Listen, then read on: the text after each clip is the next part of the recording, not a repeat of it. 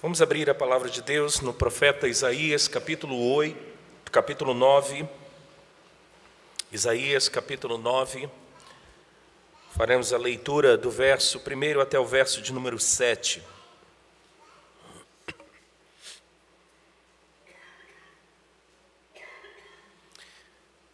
Isaías, capítulo 9, do verso 1 até o verso de número 7. Eu vou convidá-los para que vocês me ajudem, alternando aí, até alcançarmos o verso de número 7. Diz assim a palavra de Deus: mas para a terra que estava aflita, não continuará a obscuridade. Deus, nos primeiros tempos, tornou desprezível a terra de Zebulon e a terra de Naftali, mas nos últimos tornará glorioso o caminho do mar, além do Jordão, Galileia dos gentios.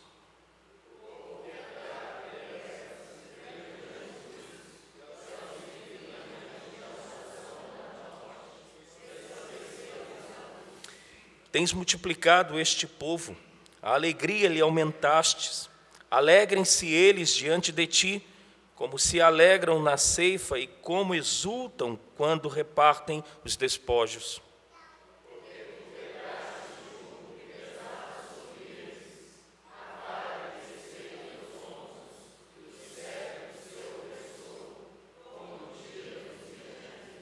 Porque toda bota com que anda o guerreiro no tumulto da batalha, e toda veste revolvida em sangue serão queimadas, servirão de pasto ao fogo.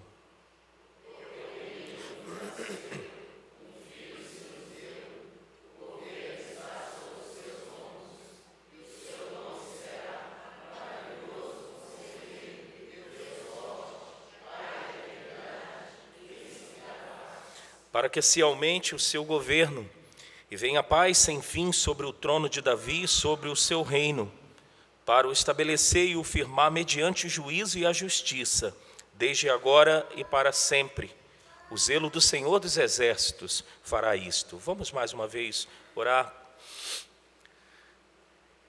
Senhor, esta expressão do salmista é também a nossa expressão na manhã. Bendize, ó minha alma, ao Senhor, e tudo que é em mim, bendiga o seu santo nome. Bendiga, ó minha alma, ao Senhor, e não te esqueças de nenhum de seus benefícios. Queremos te agradecer, Pai, por Jesus Cristo. Queremos te agradecer pelo teu amor. Queremos te agradecer pela tua fidelidade, pelo teu olhar de graça e de misericórdia para com os povos, para conosco. Queremos te agradecer porque um dia tua promessa se cumpriu. Queremos te adorar porque tu és um Deus fiel, imutável. Queremos te agradecer porque mesmo entendendo que não tenha sido exatamente no dia 25 de dezembro, o nascimento do teu filho, mas o Senhor fez com que teu filho se encarnasse na plenitude dos tempos e habitasse entre nós. Jesus nasceu. Nós te agradecemos por isso. E neste momento em que vamos meditar no texto que acabamos de ler, que teu Espírito Santo envolva cada coração aqui nesta manhã. Que a tua graça permeie cada demanda do teu povo, dos meus irmãos, daqueles que nos visitam nesta manhã. Que seja um tempo em que a tua palavra ministre de uma forma muito peculiar, muito particular no coração de cada um dos meus irmãos aqui. Na minha vida também. Para a glória do teu nome, para que andemos em conformidade com a imagem de Jesus Cristo, nosso irmão primogênito. É por Jesus que oramos e pedimos e agradecemos. Amém. Amém.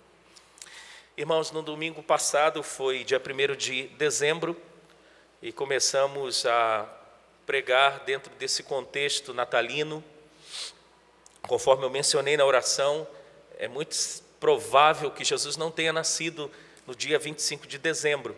Pelo contexto lá da Judéia, era um período muito frio, era um período em que aquele contexto que os animais estavam pastando, aquilo ali possivelmente ocorreu numa outra data, mas celebramos em dezembro o nascimento de Jesus.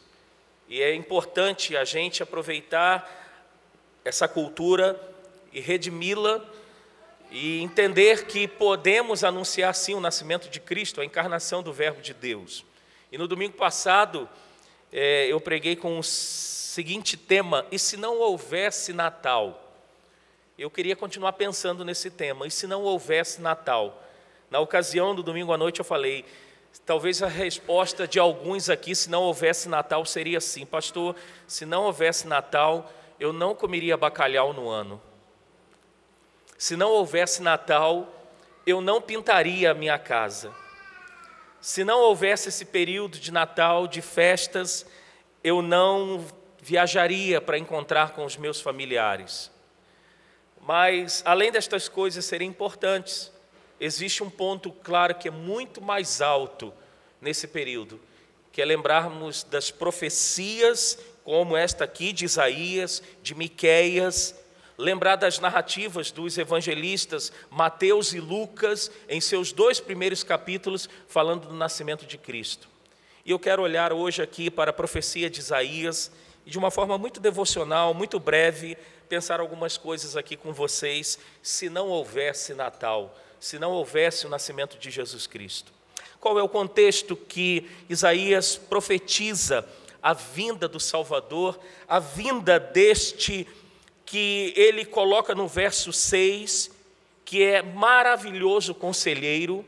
Só uma observação aqui, eu percebi na leitura de alguns, colocando maravilhoso, parece que alguns leram como, vírgula, conselheiro, é junto, tá, irmãos? Maravilhoso conselheiro, aí sim, vírgula, Deus forte, Pai da eternidade, príncipe da paz. Isaías profetiza então a vinda de Jesus Cristo, a encarnação do Verbo de Deus. E o momento da profecia surge dentro de um contexto em que Israel já estava dividido, as 10 tribos do norte, as 2 tribos do sul, dentro do contexto em que 2 tribos do norte, como ele cita aqui, Zebulon e Naftali, alguns pronunciam como Naftali, mas as tribos Zebulon e Naftali são tribos do norte, lá de cima do mapazinho lá. Cita então um contexto em que a tribo do norte, ou as tribos do norte, estão cada vez mais distantes de Deus, e o cativeiro iminente, o cativeiro produzido por Deus, através da nação que estava como potência naquele contexto, a Síria, tomaria as tribos do norte. Isso mais ou menos 722, alguns trabalham como 732 também antes de Cristo. É neste contexto que Isaías profetiza então a vinda do Salvador. Em outras palavras, é num período de crise que Jesus Cristo é profetizado a vinda do Messias. E neste período aqui de crise, em que o verso 1, Isaías diz, tempo de aflição, tempo de obscuridade ou de completa desorientação do povo, há neste contexto de crise um anúncio que produz e traz alegria. Veja comigo, por favor, ainda no verso de número 1, ele diz, nos últimos, ele diz, tornará glorioso o caminho do mar, além do Jordão, Galiléia dos gentios. E se a gente olhar o cumprimento desta profecia lá em Mateus, foi por onde Jesus começou o seu ministério, foi por onde Jesus mais andou, por estas terras aqui. Os versos 3 e 4 dizem que neste período de crise, Deus levantaria traria Jesus Cristo e multiplicaria este povo a alegria, aumentaria a alegria deste povo. E diz então Isaías: alegrem-se eles diante de ti, como se alegram na ceifa, e como exultam quando repartem os despojos. Ele usa essa analogia da ceifa, dos despojos sendo recolhidos, que eram momentos de grande celebração, de grande júbilo do povo. Então, neste momento de crise, Isaías então vem com uma mensagem de alegria, de exultação para este povo que passaria pelo cativeiro da Síria. No verso de número 4, Isaías fala do fim da opressão. Ele diz: porque tu quebrastes o jugo que pesava sobre eles, a vara que lhes feria os ombros e o cetro do seu opressor, como no dia dos midianitas. Porque toda bota que anda o guerreiro no tumulto da batalha e toda veste revolvida em sangue serão queimadas, servirão de pasto ao fogo. Vem então a profecia do reinado de paz, porque um menino nos nasceu, um filho se nos deu, o governo está sobre os seus ombros, o seu nome será Maravilhoso Conselheiro, Deus Forte, Pai da Eternidade, Príncipe da Paz. A gente vê um Deus que, num momento de crise, além de trazer essa mensagem por meio do profeta, é o Deus, eu vou usar uma expressão que eu não gosto muito, é um Deus que intervém. Por que eu não gosto da palavra intervém?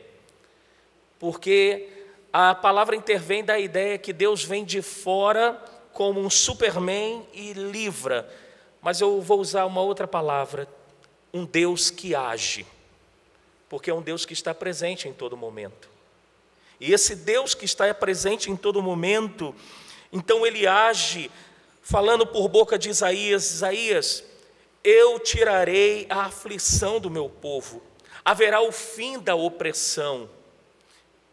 Mas temos que entender essa profecia, que muito mais a opressão da Síria. Temos que entender que Isaías profetiza, há um contexto muito maior, um pano de fundo muito maior aqui. Ele tiraria a opressão do pecado, o jugo do pecado, o salário do pecado, que é o quê? A morte. É nesse contexto, então, que Isaías profetiza, então, a vinda de Jesus Cristo. E aqui, então, irmãos, eu quero tirar algumas lições para a gente. Como eu disse, será bem devocional. Eu quero destacar, se não houvesse Natal, se esta profecia que não se cumprisse, ela se cumpriu, se não houvesse Natal, eu coloquei aqui, primeiro, não, ou melhor, permaneceríamos num cenário de angústia. Não só as tribos do norte, mas toda a terra permaneceria em profunda angústia. Está aí a palavra no verso 1, aflição. O verso 2 diz que este povo, eles andavam e viviam em trevas. A rotina desse povo, o cotidiano desse povo, era viver, era andar, era em todo o contexto da sua vida de aflição, de angústia. Mas o que Deus faz aqui?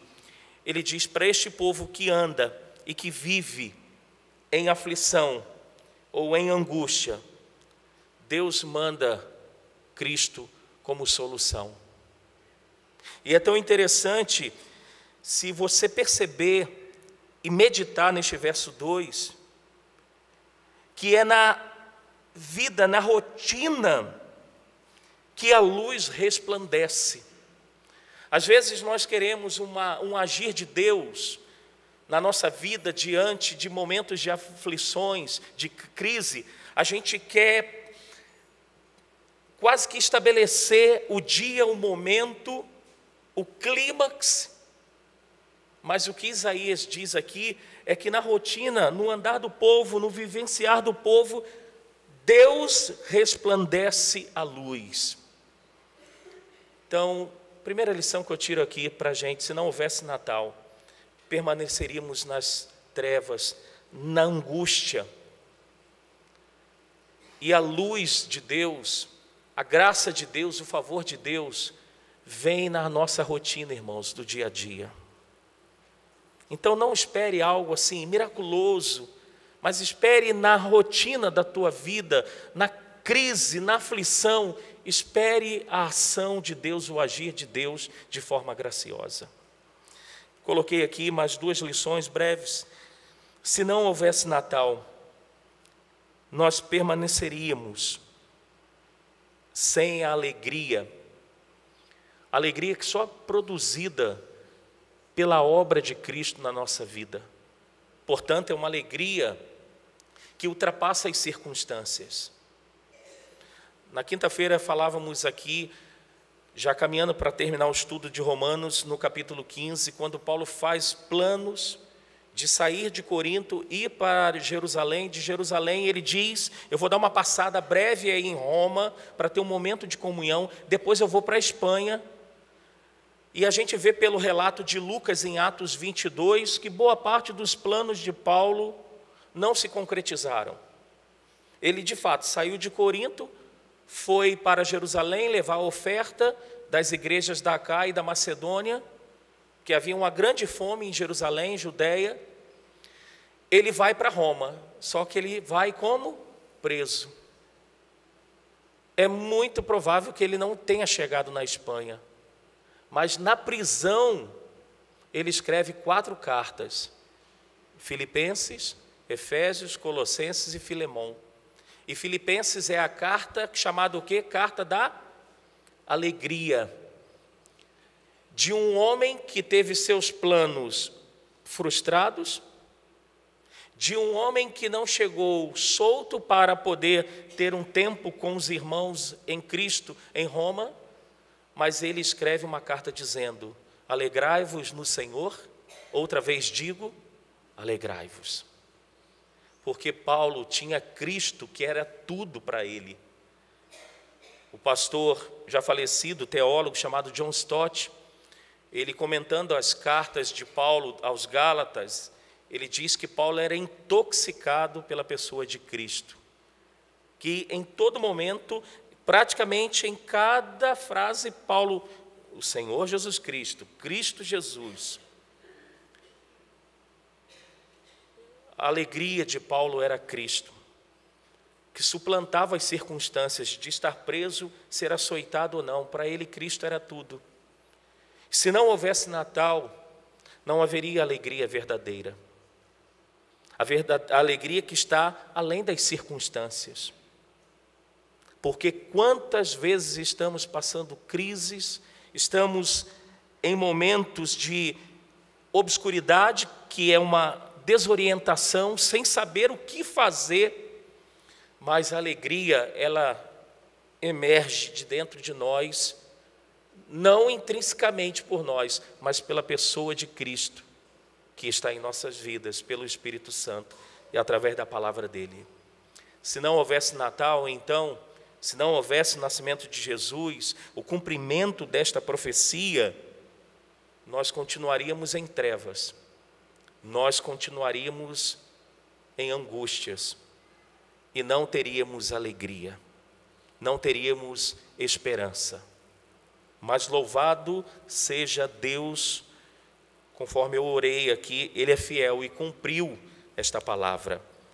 Abra em Mateus capítulo 4 e a gente encerra com a leitura do cumprimento desta profecia.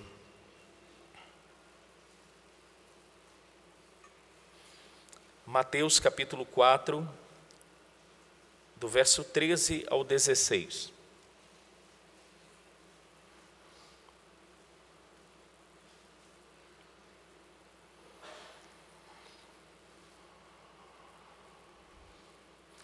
Vamos ler juntos? Mateus 4, do 13 ao 16. E deixando Nazaré, foi morar em Cafarnaum, situada à beira-mar dos confins de Zebulon e Naftali, para que se cumprisse o que fora dito por intermédio do profeta Isaías: terra de Zebulon, terra de Naftali, caminho do mar, além do Jordão, Galiléia dos gentios.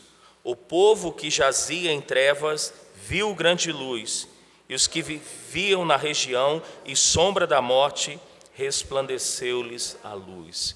Temos um Deus fiel, temos um Deus que cumpre a sua promessa, temos um Deus que, em meio à crise que possamos viver, em meio à desorientação, Ele traz a sua paz e a sua alegria, que excede todo entendimento. Vamos agradecer a Deus mais uma vez por Jesus Cristo.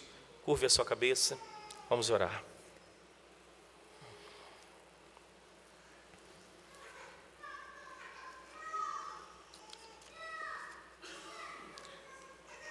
Senhor, talvez aqui nesta manhã tenhamos irmãos, tenhamos famílias que estejam vivendo um contexto de crise, um contexto caótico. Como vivia um povo no contexto de Isaías, viviam e andavam em crise. Mas um dia resplandeceu-lhes a luz. E estes irmãos que talvez estejam vivendo em crise, em desorientação, sem saber o que fazer diante de alguma demanda, leva-os a entender que a luz, a orientação, a ordem em meio ao caos já veio, que é Cristo. Já tabernaculou entre nós, cheio de graça e de verdade. E que nos deu o seu Espírito. Peço ao Senhor que em meio a estas lutas, que talvez alguns estejam vivendo, a desorientação, sem saber o que fazer, o Senhor traga a tua alegria, traga a tua paz, traga o renovo e traga a esperança sobre estes corações. Que assim como Isaías confiou que o Senhor cumpriria estas promessas, ou esta promessa, meus irmãos possam confiar que o Senhor é fiel, que o Senhor tem um controle da história, e dentro da história da vida de cada um aqui nesta manhã,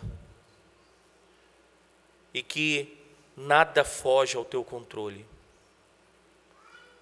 Portanto, Pai, queremos te agradecer, porque se não houvesse Natal, ou seja, o nascimento de Jesus, estaríamos perdidos, sem esperança.